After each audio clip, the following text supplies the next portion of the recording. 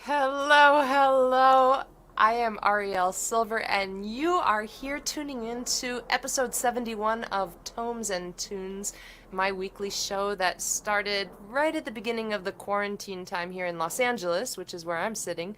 You can hear some of the air traffic going overhead. I asked them to stop flying the planes during the show, but they did at the beginning of the quarantine, and now there's a lot of traffic, so you'll hear that.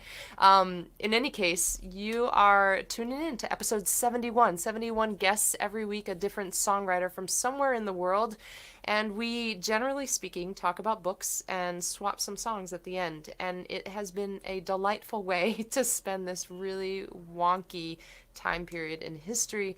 It's been, I think, really heartwarming and beautiful way to connect songwriter, but also to have our conversations live and have folks chime in. So this week's guest is Siobhán O'Brien. She is tuning in from all the way in Ireland. I don't know why, but I thought that she was at the moment based in Virginia, and so I'm really curious to find out how she ended up back in Ireland. She is Irish.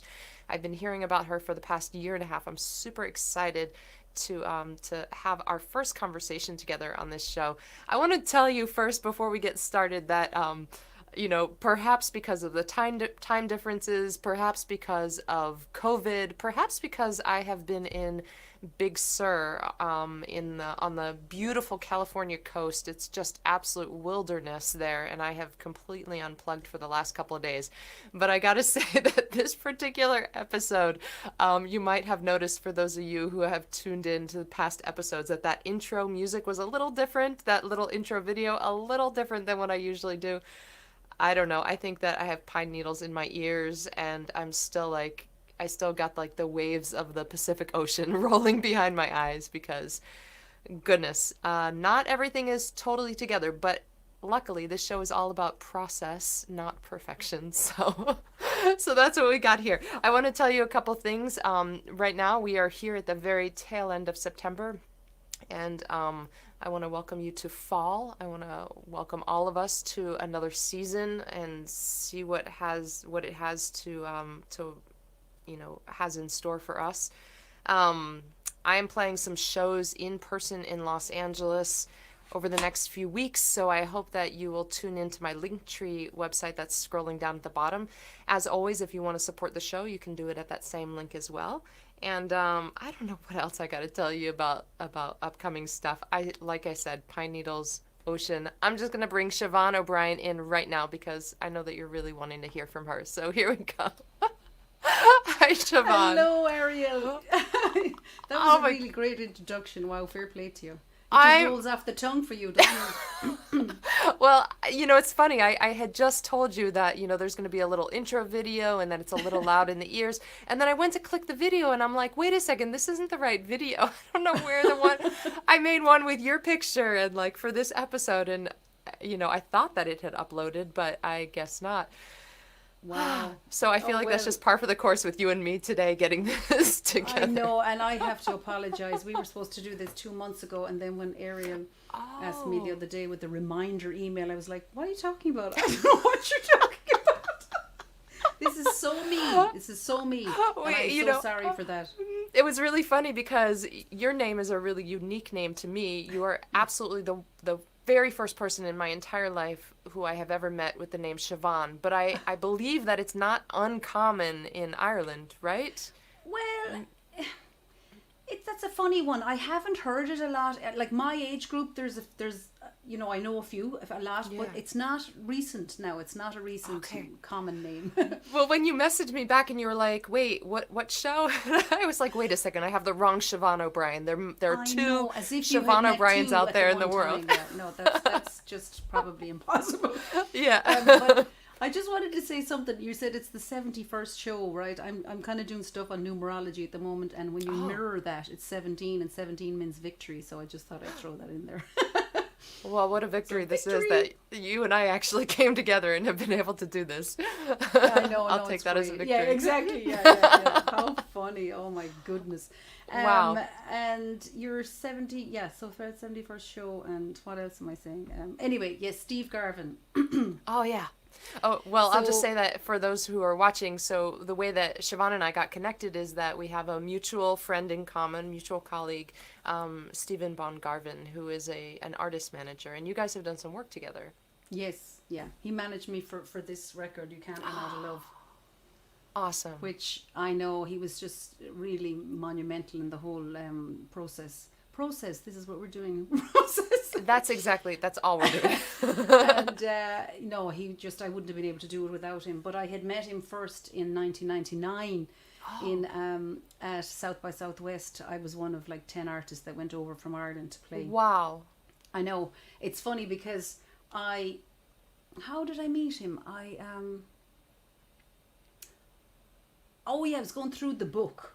No, I can't. Yeah, I was going through the book. Like, who will I lambe? Who will I go up to now? Who will I annoy? Like, who do I have to get to? You know what I mean? Yeah, totally. What you have to do before conferences. Yeah. Yeah, and he was one of them. So I met him anyway, and he just was lovely and everything. So it was 1999, right? So sounds ridiculous, but I was going on to California after that to my cousins, and for some reason. I didn't have an email, right? And I asked him to email my cousin. So she printed it out for me. So for some reason, I kept this email from Steve, since 1999. And when I was leaving Ireland 5 years ago when I was getting ready to kind of leave, and I applied for my visa, the artist visa for the States.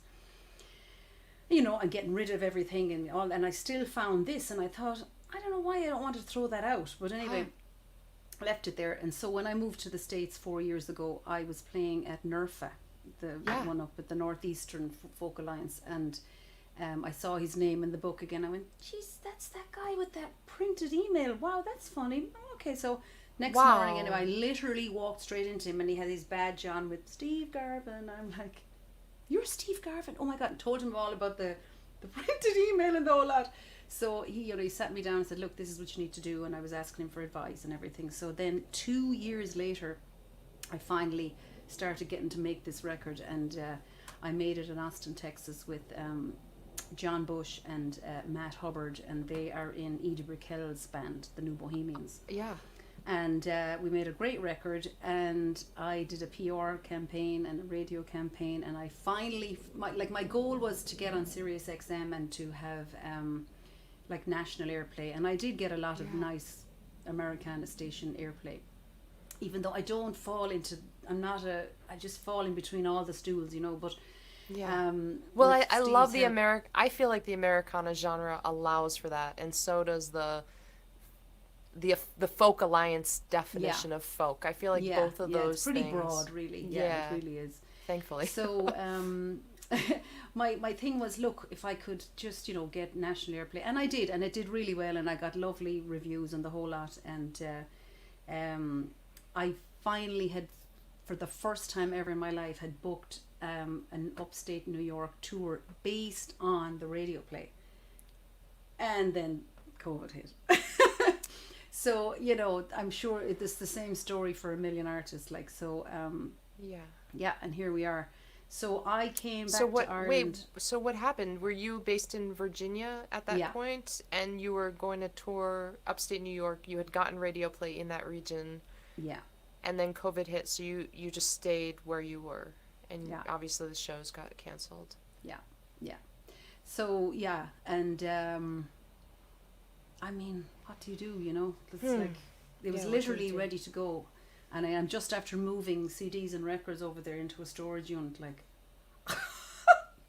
It's like I think I'll be selling CDs for the rest of my life. I mean, you know yourself, we never make the money back. You know, it's not about the money, like, you know. Yeah, it's look, I'm not even bitter about it. Like, I really take the role, I roll with the punches, you know what I mean? And I just, that's the way it is, so that's the way it is. And I mean, I had been playing in a lot of Irish bars, and I mean, that's what we have to do for a living, to make a living, to be able to pay for it, to make a record like this. Yeah. And it's a great sounding record too. Oh, thank you. Yeah. I know, I'm really proud of it, I really am. Yeah. And by the way, you can probably hear the airplane going overhead. You'll I hear can, that. I can, yeah. It's on its way to New York or something. I don't know, but you'll hear a few. Continue with your story. So, yeah, I just was in Virginia till 4 or 5 months ago, and I came home because they were starting to ask people who came into the country to quarantine for 2 weeks on their dime. And my mother's like, you have to get back before that thing happens, you know. So I got back, like, I think 2 days before it came in. Oh, because you were going to have to stay in a hotel or something like that. Yeah. You wouldn't be able to go to your folks' house or something. One of the ludicrous, ridiculous regulations that we're all witnessing. And I think I don't know if that's still there now. But anyway, I was meant to come. I came back for a month to see everybody, because I hadn't been home in 2 years. And so on my return, they wouldn't allow me back into the States. So I'm still here. That's why I'm here. And wow. Yeah. So you had planned to just visit. It's like Gilligan's Island, that 3-hour tour where you end up on an island for forever. Oh, or Lost. Remember that thing, Lost? Oh, that's my right. God. Like Lost in the Bermuda Triangle, like. Right. But yeah, so so I'm still here, and like there's nothing opening up. There's there's a few things happening, like music wise, but nothing major. Like, there's nothing major. And I mean, I'm still thinking I'll get back in, you know, soon. So yeah, I think something has to implode, because this can't keep going on the way everybody's, like, it's just so unnatural. And I'm hoping by the end of the year that, I don't know, these new systems will be in place, and we'll just, like, I'm very hopeful. Yeah, it's a crazy, strange time. I think that it's a crazy, strange time in many, many places, if not everywhere, but it's different depending on where you are. So it is, yeah. So what does your life look like? I mean, where are you in Ireland? I'm in Limerick. I'm in the southwest. Limerick. Yeah. Okay. And what does life look like right now? Or you've been there for a month, you said now? I'm here 4 months now. You've been 4 months. Okay. What has it been like for 4 months? Well, it's been great to just see the family and everything. And my son is here too, you know, so it's great. And, you know, it's funny because people talk about the new normal, but, like, I don't want any new or old normal. I just want change and goodness and heaven on earth, and, you know what I mean? I don't subscribe to going back to what I was doing. I don't see that in my future. You know, playing 4.5-hour gigs and 3-hour gigs, my hand is completely, like, wrecked from playing that. And you know, here it's only 2-hour gigs for the same money, kind of, you know. So right. So it would be nice to get back to playing. And but you know yourself, it's you get kind of lazy when you're not actually, you know, when they say, like, you have to be gig fit. I suppose it's for, like, anything with sport, you know, you really have to and no amount of playing at home, you know, trying to build yourself up, it's not the same. It's just not the same. You're not on. You just need to be on. And when you have the audience in front of you, you're on, you know. I have, like, in this room, this is a little shed in my backyard.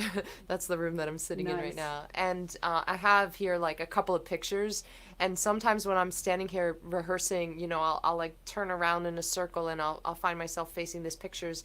And I think to myself, pretend that's an audience. Pretend that you're, like, interacting. And I'm like, that doesn't work. It doesn't work. It just doesn't work. No, it doesn't it? Really. But I doesn't do it? wonder if some people like bring in cardboard cutouts and, like kind of put it all in like black cardboard paper so it looks like it's all in silhouette as it Oh would, my, well, that'd be really creative. Yeah, I That'd be mean, funny. Look, we're all energy. We're energy, vibration, and resonance. And like the cardboard's just not going to cut it. Yeah. But The cardboard's no, not going to cut it. It's a good pun, isn't it? It just. I Came feel out like that's a there. good song right there. Or a bad one. I don't know, but. Yeah. So. Wow. Yeah. So. But yeah. So I don't. I mean, like I'm trying to. I'm really in the moment at the moment, and Yeah. I'm not worrying about the future, and I'm not. I'm just not. I'm really trying to be just present. Yeah. I don't know what else to tell you. So what do you? It's just So when you are present, as you are lately, what do your days look like? Like, what is it? What does that look like? I'm here with my parents, and I have to look after my dad a lot at the moment, and so that's kind of nearly a full-time thing. And it's really about reconnecting with my roots and my family, and I do a lot of like going down rabbit holes and and not coming up, and I mean I'm just literally going with the flow, you know what I mean? I completely know that. Like, I know what you're talking about. That feeling. The first time that happened to me was when I quit music, about 13 years ago. I made my first album in '99, that same year that you went to South by. Okay. And then I made my second and third over the next few years, and the third one came out in '06. And I was touring the U.S. I've never toured outside the U.S., but I was living in Boston at the time, and I was touring up and down the East Coast, and then out west, I toured across the country. And it was in that life of being completely untethered in a way, just constantly in the van with the rest of my band and on the road every day in a new place. There's a lot that I mean, it's a very confrontational kind of life when you don't have the constancy of your regular home or your regular people, right? And half of us wants to do that all the time. Yes, and I did. So that solved that for me. But what came out of that for me was I didn't like it. At the time I didn't like it, and I think that part of the reason I didn't like it, actually I think a huge part of why I didn't like it was just because of who I was at the time. I think I didn't have enough solid foundation for myself, my psyche, my own person, in order to be that untethered. So it was a rough time, and so by 2009 I had completely stopped performing. I completely stopped all of that. I got a job, a couple of jobs, and I moved to Los Angeles and was working behind the scenes in the music industry for many years. But during that time, especially 2008, 2009, that time of my life, I had that feeling that you're describing of being completely present for the first time in my life. I remember a therapist in the earlier mid-aughts had said to me, you're always like looking forward to the future or living in the past, but are you ever present? And it was the first time I had ever encountered that concept. I mean, it was just like mind-blowing to me, and I literally didn't understand what she was saying. I didn't understand what she was suggesting. Sometimes it's perfect coming from a stranger, because if anybody that you love said it to you, just box them in the face. Well, nobody I loved would have said it, because none of them knew how to do it either. So Well, that's the thing. But it's funny. You're right. My boyfriend that died 19 years ago now. Wow. He was in AA, and like, he wasn't drinking or anything when I met him or anything, but it was like that. It was my first time ever knowing about this concept of being present and staying in the present moment, and that's like nearly 20 years ago. So I'm like, all this time actually getting it. It takes that long. I mean, it's like does. You have to do the work, You do. And you're talking about going around in a van or whatever, and like, did you?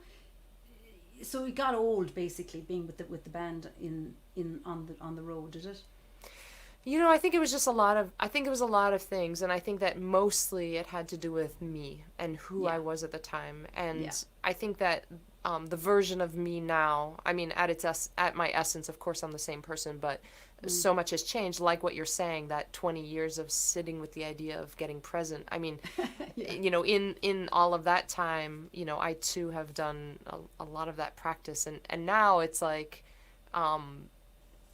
not a foreign concept to me. Now it's like, Yeah. now it's a daily practice It's of easier. Yeah. yeah, It's of easier. Yeah. accessing that, and keeping myself in check when I'm not there, you know. Yeah. You All know, the but time. I like. I feel like I'm super self-aware, and but then you have like people coming up just pointing things out, and you're thinking you're not really getting that. I do know what I'm saying. You know what I mean? yeah. But like, yeah, the super self-aware can.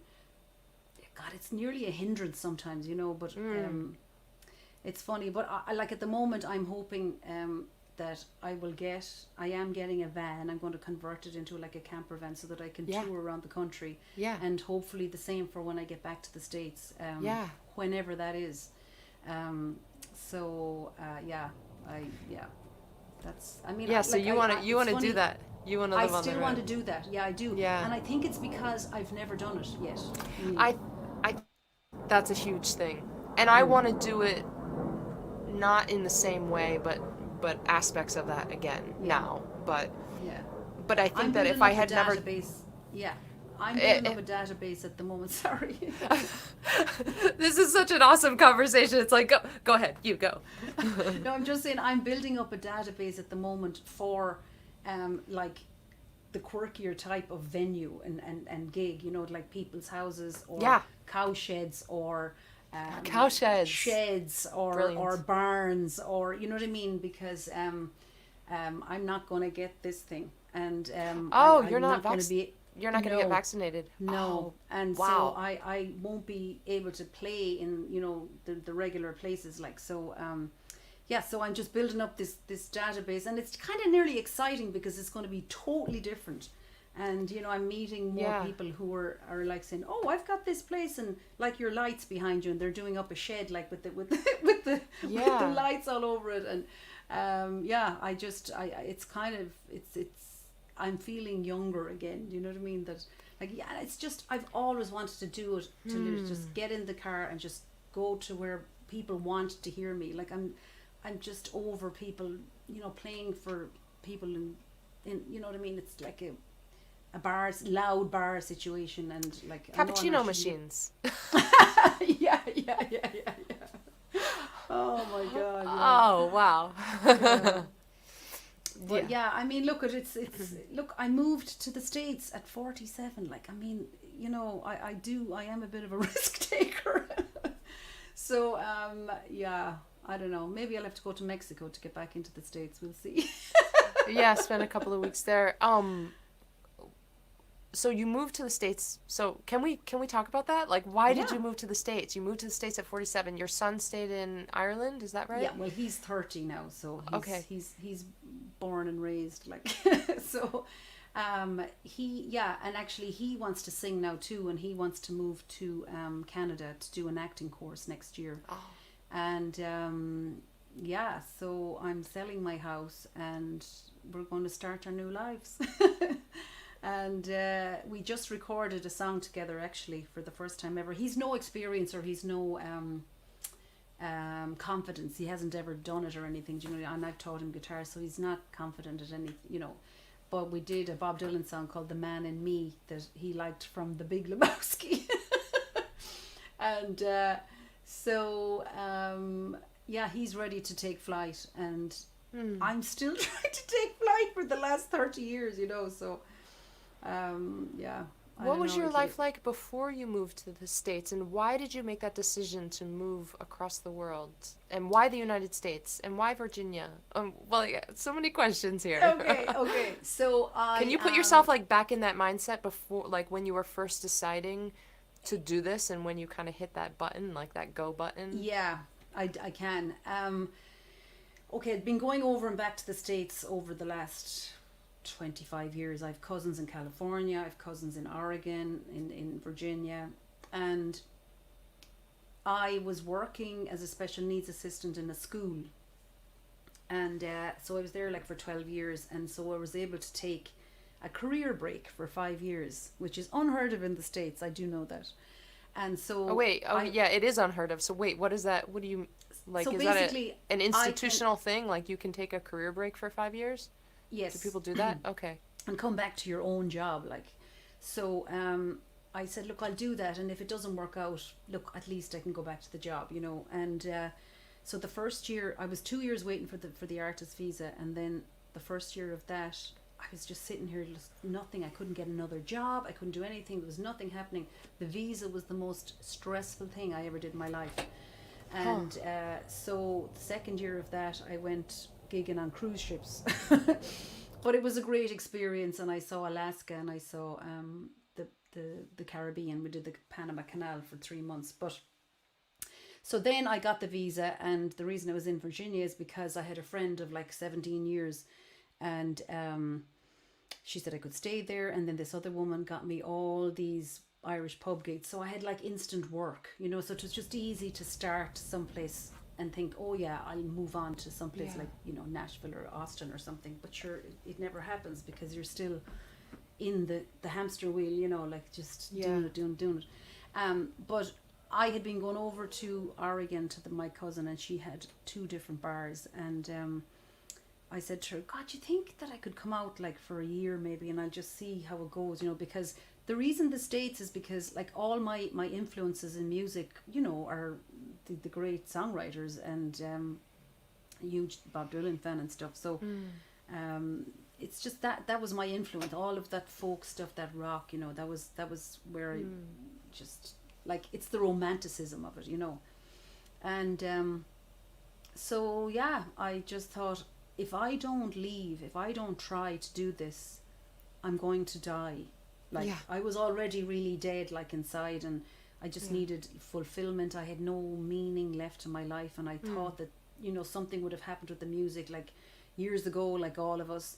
And I just knew I hadn't given it my final push, you know, to be able to go, oh, well, look it, I've tried, and it, you know. And yeah, I did it, and I left, and then the culmination really was this record, and then so I'm still going, okay, I'm going to go in the camper van down around the world. Yeah. So scrolling back though, before you took that 5 year break, you were already a songwriter. I mean, your voice is gorgeous. Your writing is beautiful. But when you say that you wanted to take that break, you know, to kind of make this change, and you wanted to come to the States, it's because it sounds to me like you already had been doing music. I mean, I guess you went to South by in 99. So you had been writing songs for a long time. Oh yeah, I had, because I brought out my first CD under my own label, like kind of in 96. So I knew in the early 90s from, I don't know how I knew, I suppose just I knew that you can't wait around for a record deal, you know what I mean? That was just becoming absurd at that point, because like, now the Cranberries are from Limerick, and they had gotten big in like 91, 92, I think. Yeah. And it was too good to be true for somebody else from the same town to, you know what I mean? I kind of thought, okay, that's not really gonna, you know. And I've just been ignored really by the business, and I was just could never get a foothold to like a springboard to, you know, make it into something bigger so that I could sustain, so that it was sustainable. Yeah. And I just thought, okay, it's because Ireland is too small, or what do I need to do? And I just had to try something, you know. Yeah. And like it really is your soul. It is my soul, and I couldn't leave it and park it and think that I would be okay for the rest of my life. I just couldn't do that, you know. It's interesting to me, as I'm listening to you and completely relating to what you're saying, it's interesting to me to think that there are people for whom that's not a thing. And then there are those of us for whom it is, where Yeah. for me, I could not have been satisfied with this life if I had not, packed my band into that van and gone across the country playing shows, even though that, caused some kind of fracture inside me. I mean, I broke down on the road and I had to quit music. But still, I couldn't have lived my life without having done that. And when I say quit music because I really felt like I was. I, for a couple of years, wondered if I would ever make another album, and then time kept moving forward, and I started doing some other things and working on literary writing instead of music writing, and also started teaching yoga. I have a yoga studio, and so I started doing these other things and figured, hey, that's my life now. And then somehow just like re-entered me, and I reawakened to music. Yeah. But I didn't know and I that was think ever going to happen. I see that for you. It's all timing. It's all timing. Yeah. When things are the right time to do it, then you go back doing it. Yeah. But you can't deny what's trying to come out of you. You know what I mean? You just really can't. And if you do, it becomes detrimental, or I think you fragment. Yeah. You start to what is the word, compartmentalize your life, like, oh, this is the thing that makes me feel alive, but this is the thing that I do for a living, this is the other thing, and etc. I think that's the horrible thing about the way the world has become. Like, I might play the King's Fool for you later on, and it's the song that I wrote. Oh, yeah. I like when that song. I got to the States, about like that assimilation of trying to, and I mean, I didn't even have to learn another language. I don't know how these people do it in another country with another language. I just have so much respect for them. But you're amazing, because like, I feel like I'm not kind of good at anything else. You're like literary, and you can do your yoga and all this, and I do yoga every day, but I don't want to be a teacher. I don't want to be, I don't want to do anything like that. I didn't want to be a teacher. It happened accidentally. And I really like teaching, but it completely happened accidentally. It was, I'll tell you how it happened. I had been practicing for a long time, and I decided to I wanted to understand what it was about practice that was really moving me. Somehow I felt like there was something more than just the physical moves that I was doing on the mat. I felt like there was a messaging or something that was underlying the practice, and I wanted to understand it better. So I took a 200-hour yoga teacher training at the studio where I taught, because I knew that the teachers who were leading the teacher training, I knew that there would be a big portion of the philosophy, and that it wouldn't just be anatomy and sequencing and the poses. I would understand. I would get that thing that I was looking for. So I did the 200-hour teacher training. It was just because I wanted to learn. That was it. I just wanted to deepen my practice. But then, we finished the training on a Sunday evening, and then on Monday I showed back up at the studio to just show up at class the way that I always showed up at class, to do my practice. And I did my practice. It was a 6 p.m. to 7:30 p.m. class.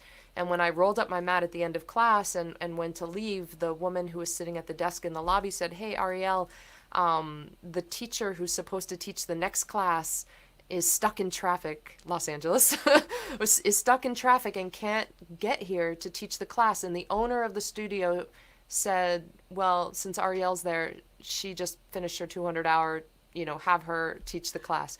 And I had that moment where I was like, but wait, no, not me. I'm not here to be a teacher. I just wanted to learn. And then I looked around and I was like, well, no one else, like, there are people showing up who want their practice tonight, who need it as much as I needed it 90 minutes ago. Singing that Bob Dylan song, "I guess it must be up to me." That was you exactly had to step in. It was exactly right. I felt like I had to be of service to the people who needed their own meditation and practice that evening. I had to show up because I was maybe not greatly qualified, but the most qualified of the people present at that And moment. that's what And your so whole course was about, and that's what yoga is all about, is in service of others. So I mean, that's exactly right. you know. And it was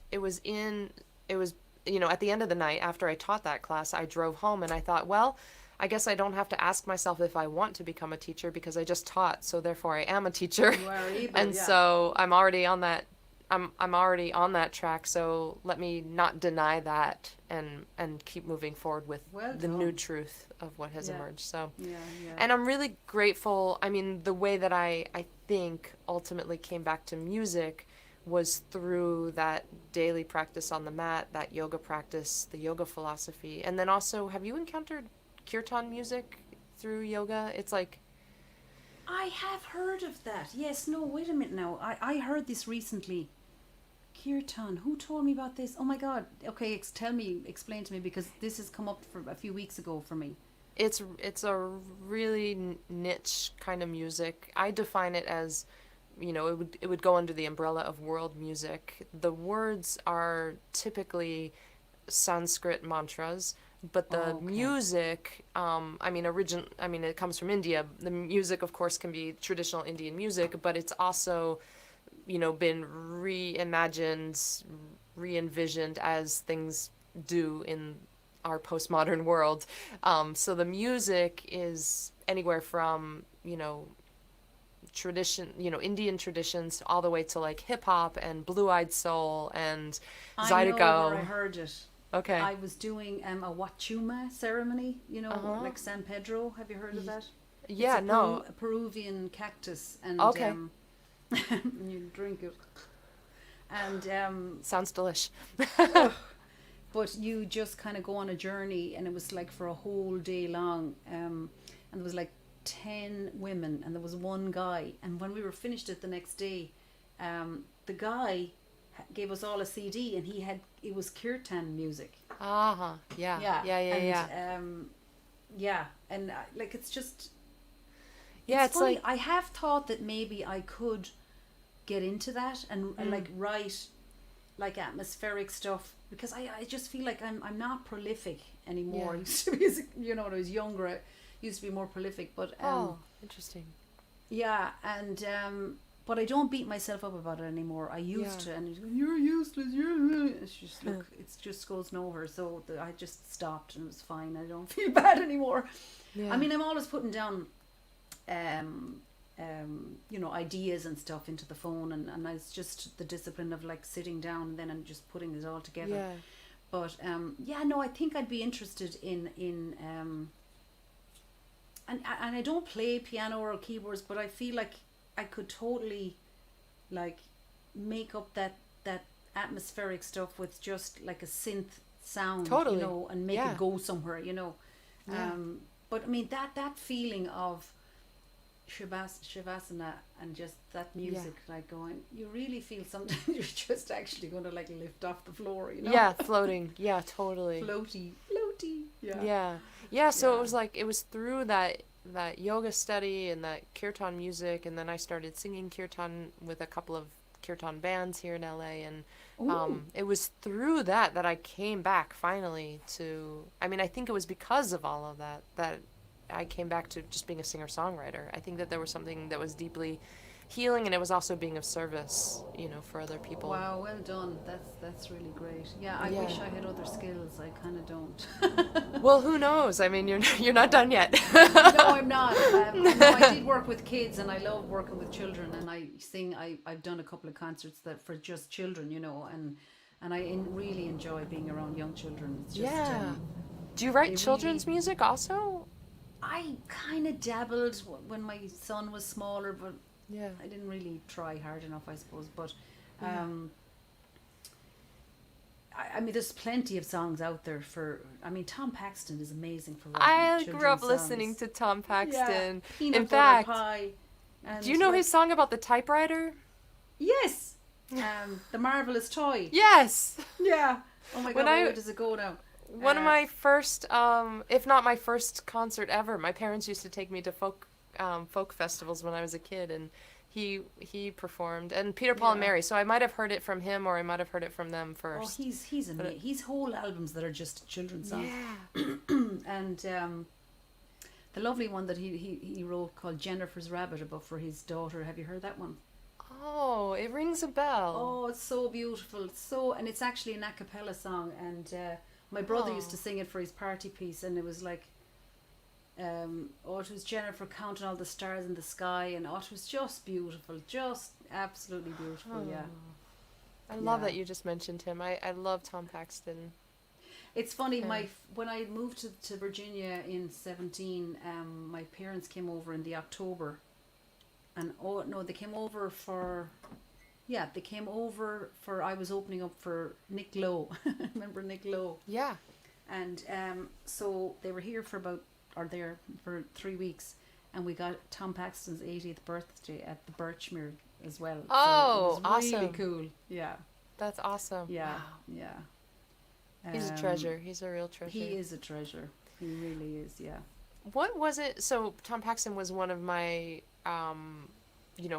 if not one of my first concerts. And I think that it was those folk festivals when I was such a young child I think they were one of the things that got me into becoming a songwriter later on. When did you write your first song? How did you get into songwriting? Do you know, can you pinpoint who hit your heart and got you doing it? My dad has a massive record collection. I actually was going to get the records put up along the wall here, but they're in the attic now. My mother's like, give them away, and I'm like, no, they can never go. I listened. My father still listens to records. I actually just re-bought This Is John Gary. I don't know if you know who that is, from the 50s. And he loves his singers and just loves voices and songs. And I just had a wealth of music around growing up, and my mother is a singer and a music teacher, and her brother is was a famous show band star in Ireland in the 60s. And then their parents, her father was a conductor and kind of a bit of a composer and conductor, music teacher. And then my great-grandparents had started a travelling opera company. Oh wow, music runs deep in your family. Yeah, okay, it's pretty wow. crazy. And is it a true stereotype about the Irish culture that music? I mean, I feel like when I think about Ireland and Irish culture, I feel like music is just steeped everywhere. So is this an uncommon story for people to say this, or is this common for people that have all this? I really feel like every third or fourth person can sing. You know what I mean? Yeah. No, seriously, the awesome. 6 of us in our family, and like nearly all of them can sing. But like when as kids, everyone's told to sing. You have to get a party piece. You have to sing here and sing there and all the rest of it, you know. But anyway, my mother had me like learning piano and going to violin and all these things I didn't want to do. And then when I was 16, I went to guitar lessons, and so after like 4 months I wrote my first song. And I before that I remember going, I'm never going to write a song like that's like gold, you know, there's no way I'm going to be able to do that. And I was at Irish College down in County Kerry, and my parents came over. You go there like for 3 weeks in the summer, and wait, what is that? So you can okay, so you're learning about the culture. It's like to get your oral Irish up, you know. And actually that's funny, my first recording, my first recording was when I was wasn't even a recording, but it was when I was 6, and I was doing this old sea shanty, and it's on my Songs I Grew Up To record, which was old American folk songs with. You have a record? You have a record of songs you grew up with that you made? No, they're songs based on my dad's record collection. Oh, okay. So wait, that you recorded or that? Yeah. I've been wanting to do the same thing. That's awesome. I love that. You can't get away from it. It's because it's part of you. You know what I mean? But the funny thing was that I was 6 when we found this recording of me singing this old sea shanty, and it was like pitch perfect. And my mother was like, "Geez, I must have taught you that," because she couldn't understand how. What, you're kind of like good like at 6. But anyway, put it on the end of, it was the last little track on this Songs I Grew Up To record, And then I had Paddy Maloney from the Chieftains playing uilleann pipes. Uilleann is your elbow, and you know it's the Irish bagpipes, but it's a completely different sound. The uilleann pipes are have these drones, and they're just, it's a physical thing. It comes like it, I just feel it in the middle of my like as if my chakras are all going woo. And wow, that's awesome. But the bagpipes seem to just like go in through the ears and split your head open, like, so it's two totally different sounds. But anyway, that was that record. But what were we talking about? You know what? I just want to say that in addition to all of the other things that like didn't go awry but could have gone awry with this show, now I have I don't know what's going on, but can you hear that machine that's nearby? Yeah, I thought it was like a air conditioning or something. No, definitely not. I'm gonna now shut all the windows that I opened before. Oh my gosh. Oh, okay. You're fine. What on earth? Okay, go on. So the song's about your father and yeah. So I mean. Oh, I asked you where it started. Yeah, for you. Yeah. So I wrote my first song like 4 months after I had the guitar. So it was kind of like I needed like that extra limb, or it was my crutch that allowed me to do it or something.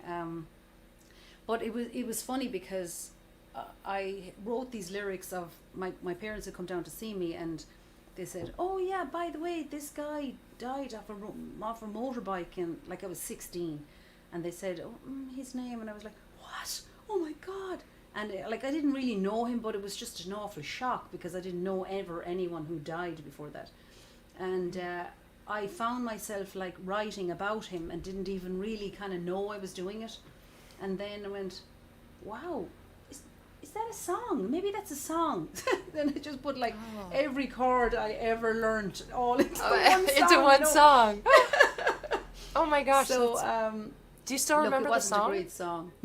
Do you still remember? Like, could you play it? I'm not going to ask you to play it. No, I don't play it. But it was called Him, as in it was about the guy Him. And it was something like, he wasn't like the rest of them. He might have worn black clothes. He was like a cure head or whatever in the 80s, you know. And there was something about like the death trap was his bike. Oh, wow. Wow. Don't mean to be laughing, but you know. Yeah. But anyway, you know, it's funny how it comes out. But then the second song I wrote was called Souls and Stars. And it was like a friend at the time that I was mad about, and we were like, you know, we'd lie down on the road, and I remember this one particular time, it was a huge moon, and it was like a blood moon, and it looked massive in the sky, and we were just lying down in the field looking up at it, and he was saying, and all those stars, they are souls, and I was like, oh my God, this is amazing. You know what I mean? And so that was the second song, and I don't remember that one either, but I know it was kind of good, it was okay, you know. And then there was a series of awful songs. And I think I did the first kind of recording at 18 then, like, so, and I started gigging at 18 as well. So, wow. And I like, it was just because a boyfriend who loved Bob Dylan, he thought I was Joan Baez, and we're all this romanticism, you know, and like, oh yeah, here we go. Well, we know that worked out, so. He was already gigging, so it was just easy. I don't know how long it would have taken me to actually start gigging on my own, so. Yeah. It's just, you know, it's all supposed to be, you know. Yeah, well, you know, the show is Tomes and Tunes, and so the theme of the song is a book talk and song swap, but it always ends up being like this conversation about who knows what. I mean, it's often veers into creativity and identity or just journey, something like somehow all of this stuff ends up on the show. But you've talked about all of these records that your dad had and these songs. Before we went live on the show, you said that you're not much of a reader now. What was your childhood like? Were you ever into books, or was it all about music? Because Ireland also has a really beautiful literary history. Yeah, I mean, both the music land of and saints and scholars and yeah. Yeah. No, I'm not an academic, and I never was into school, but I did get lost in books, and I think my favorite book was The Count of Monte Cristo. Oh. And I think before that I like loved Enid Blyton, and you know, like the Famous Five and things like that. I think I remember reading Laura Ingalls, or what you call it. Yeah. Was it Laura called The Ingalls Little House on the Wilder. Prairie? Well, Yeah, whatever Little those House. stories were. I mean, you know. Yeah. And then I think, I think I might have ADHD or something, or ADD. That like in school was just like, no, couldn't, just no. Yeah. So you read literally daydreaming all day. So you read those books when you were a kid. Was there a time when books just became less important to you, or when they've been more like is there? Do you read as an adult, or is that not really. where you're... I mean, And as I said before, this is like, many of my guests on this show, half of them are voracious readers. They're in the middle of 5 books, which is me. But a lot of my guests no, when also are I do like, get into a book and I can't stop, it's like a movie or whatever. Like I can't stop. The last ones I really loved were Ken Follett. Oh my God, it was a series of 3 books, and he wrote Pillars of the Earth. Do you remember Pillars of the Earth? I don't think I know that. them. They made that into a 4 mini-series thing. But Ken Follett, oh my God, I can't remember the name of the bloody book. But there What was did a you love 3 about thing, it? and it followed the people that were in like the First World War onto the next generation of the Second World War, and then I think in the 60s or something was the third one. But it was just fascinating. I do like what do they call like historical fiction? Yeah, I'd like that. It sounds like it. Yeah. Yeah, I do too. In fact, it's fun when the pandemic hit. I tend to read a lot of memoir. I love not celebrity memoir, but just nobody memoir, but stories about people's own journey through darkness, and somehow how they navigated through it. I love that, but I also really love fiction. And when the pandemic hit, I found myself and this was inconvenient actually because I was teaching a memoir class, but I found myself really not wanting to read memoir. I just wanted to read historical fiction. I wanted to be transported into some moment, preferably at least 100 years ago or something like out of this time. And it was so interesting to me because I kept ending up reading these books that were, based in the past, where there was some kind of pandemic or epidemic or the plague or, it was like... Everything is cyclical, really, I mean... Yeah, and it was actually really helpful. I found that it gave me hope that we're going to get through this time. My sweetheart was, during this time, I remember us having a conversation, and he was like, maybe this is it. Like, maybe this is... And he's a very optimistic person, but he was still saying, like, maybe this is it. And I was like, you know what? I don't know. I've been reading all of this historical fiction and remembering that, yes, there was the flu epidemic, the 1918, there was the plague. There have been all of these times, and then time moved forward and on. And so it gave me this strange, real optimism and faith that, this is a temporary... I do believe that we should have heaven on earth now, and that we have been robbed of that. And I think that, like, the globalism that's going on is just coming to an end, that it has to implode. It can't go on for too long more, because look, the people are rising up. They're not going to be able to for much more of this. This is just unnatural to live like this and to be told what to do and where to go. You mean quarantines, sequestered? You mean that? Well, I mean, look what's happening in Australia at the moment. I mean, the people are rising up against the police, because the police are arresting people with masks because they're not wearing a mask. Like, I mean, that's just insane. Like, that's like, how can this even be happening in 2021? You know what I mean? And well, I don't know. I feel like I don't know to the extreme that I, like I don't know where I fall with that, but I do believe that we're in a major health crisis, and so well, I mean, look, the health system is not a health system. It's not helping us. Right, that's for sure in the U.S. Nobody is told that they have an immune system, and that they should, keep it going so that you don't have to be freaking out and thinking you're going to die. I mean, and I don't think the treatments are right. I mean, there's just too much. Like people are not going to keep putting up with what they're having to put up with. So because it just keeps one more freedom away every day, and next thing, okay, I'm not allowed to go outside the door. What do you mean? We had like a 5 kilometer ban here, like Where you we could, weren't that's how allowed to far you go could go. outside 5 kilometers. Like, Yeah. I mean, Is that going on right now, or was that last year? no. But Yeah. like, I mean, I wouldn't put it past them that we will have another lockdown here. Yeah.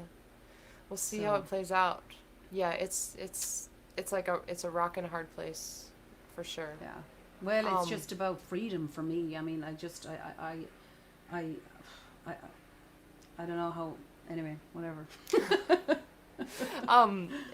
So Do you want me to sing that song? I do want you to sing that song, and I just want to say one note before you do sing, just to close up the book part of it, that I'm not going to share any of this today because I didn't pick a great excerpt. I feel like if I were to share any of it, I would have to share a lot of it right now. But I do want to say that I'm reading this book, Heads of the Colored People, right now, which is by Nafisa Thompson Spires, and it is... it's a book that's been on. I am familiar with one of the short stories within it, but I haven't read the book in its entirety, and it's been sitting on my shelf for too long. And so now I'm reading the book in its entirety, and I believe that what's happening is that they're somewhat each story, I believe, might be able to stand on its own. I think it can, but I believe that they are interlocking stories, interconnected. Oh, okay. And Clever. and it's a really wonderful critique of race in at least in the U.S. And the characters are awesome and interesting, and the narrator is present. A lot of times you'll read a book and the narrator is kind of invisible, like it's you know that the narrator is there because someone has to narrate the book, but you don't really think of that narrator as having a personality. But in this case, the narrator is sort of like that. Sometimes you'll see a play and there'll be that narrator standing on the side of the stage, like saying, well, this is what's happening here, or I don't know about what that character is doing. And so this narrator is present in that way. So I just want to give a mention of heads up for the heads of the colored people. Heads of the colored people. Yeah. I just had to lubricate my throat. Okay, so this is The King's Fool, and I wrote it. It was like the second last song I wrote for the record, for this record, You Can't Run Out of Love. Because we can't run out of love. We can't afford to run out of love, and we have to have each other.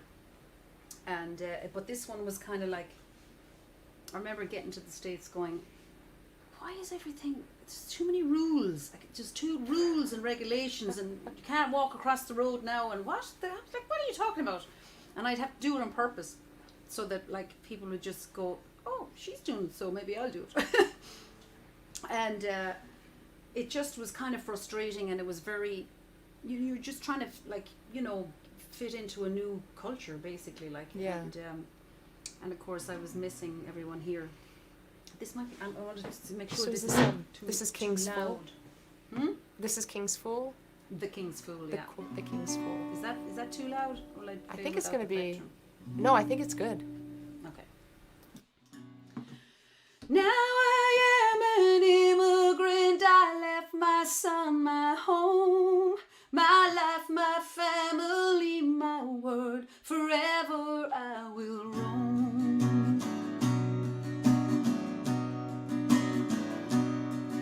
The strain of uncertainty, a life of rejection, internal revolution. I choose my own direction. The King's Fool, I play the game, the dancing bear, the court jester.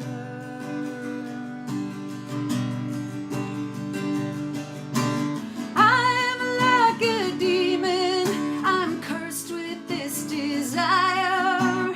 Biblical bureaucracy, can I just play my lyre?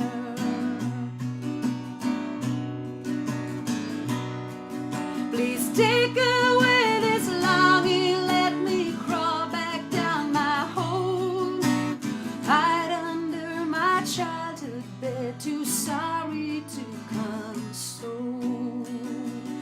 king's fool. I play the game, the dancing bear, the court jester.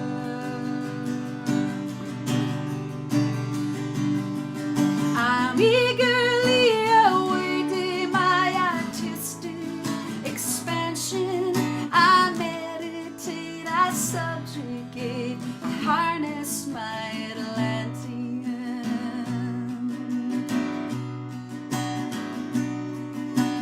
I have spent a lifetime unlearning my conditioning. When the chatter in my head gets loud, I pray for pure transitioning. The king's fool, I play the game, the dancing bear, the court jester.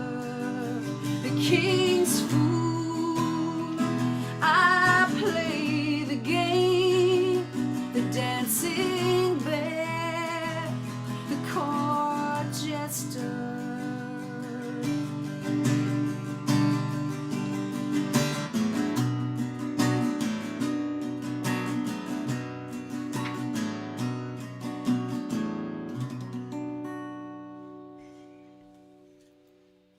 Thanks, Arielle.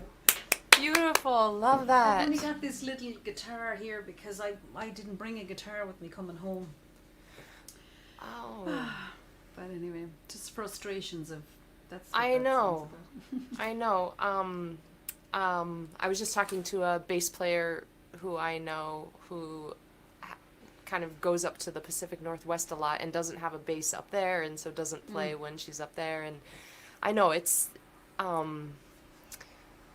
that's an interesting thing, but I that know. guitar sounded beautiful, and you have a guitar, so that's I know, That's it's great. a little Canadian Yeah. art and Lutherie one, and I got it in Seattle when I was on the cruise ship, and I just Yeah. brought it home. And luckily, it was here luckily because because you didn't know you were going to be there for that long. I know, God Almighty. But anyway, Yeah, you're thank so you. good, and thank you so much.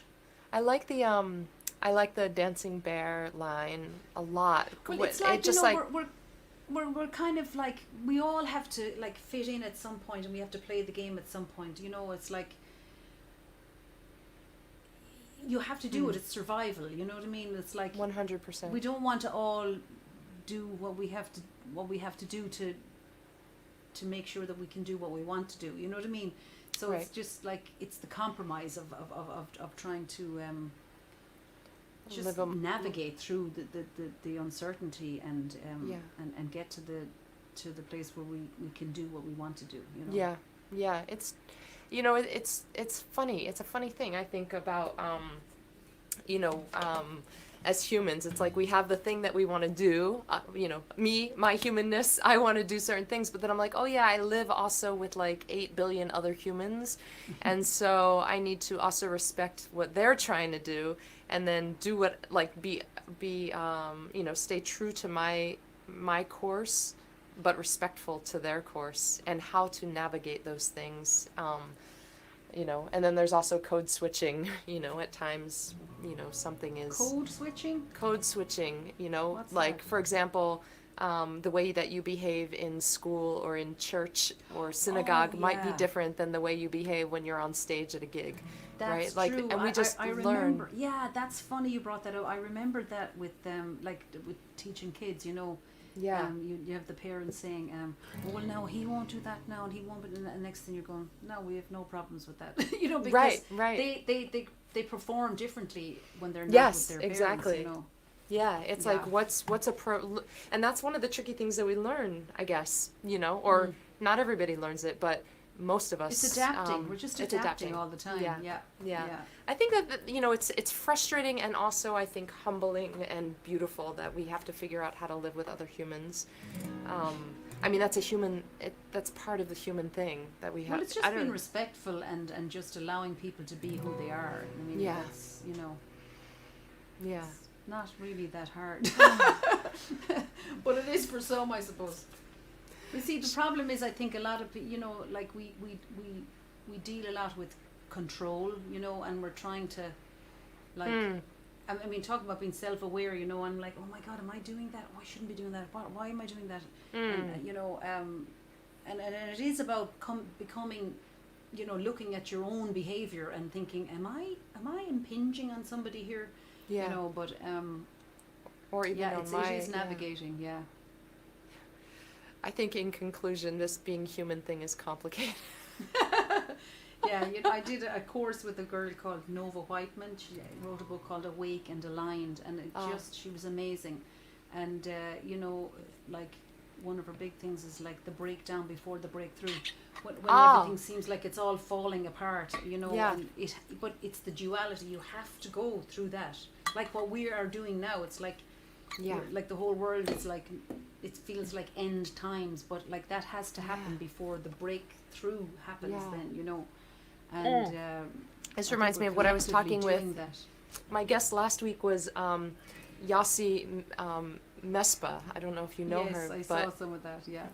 But yeah, we were talking about something very similar, the hero's journey. It's like you have to go through that darkness in order to come out the other side. You absolutely do.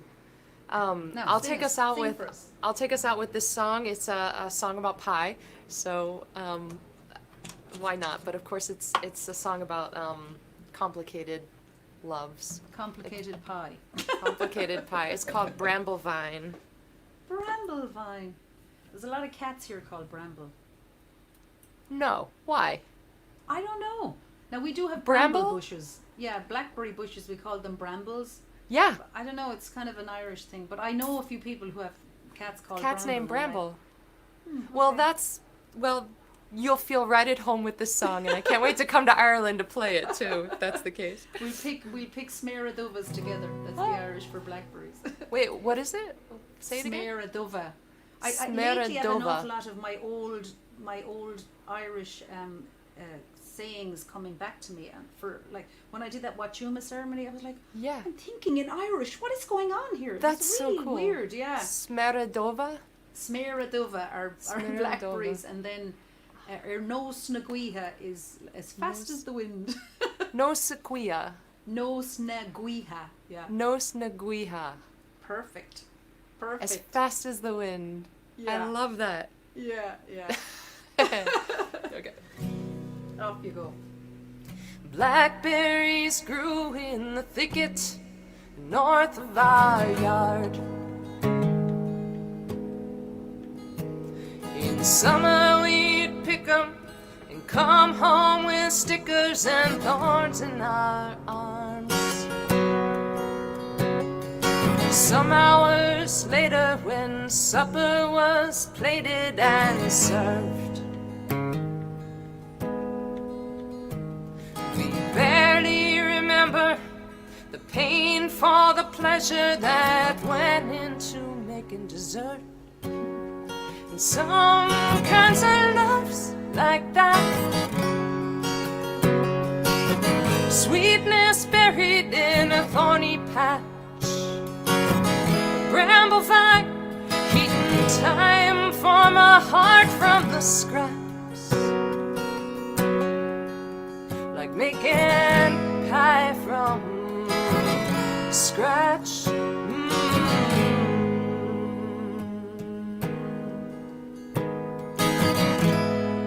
Some kinds of loves like that. Someone once showed me the best way to work with the dough.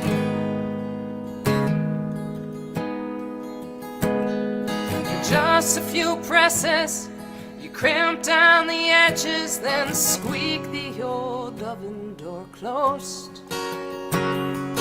Finding a balance to strike between effort and ease requires some practice, a delicate lattice. You learn it degree by degree. And some kinds of loves like that, sweetness buried in a thorny patch, bramble vine, heating time for my heart from the scraps, making pie from scratch.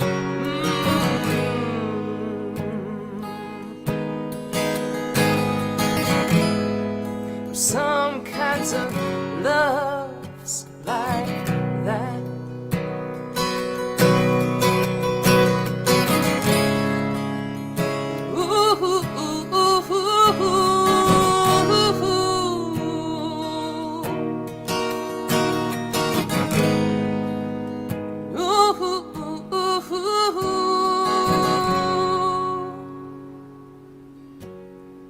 Some kinds of loves like that. A sweetness buried in a thorny patch. Bramble vine eating time for my heart from the scraps. Like making pie from scratch.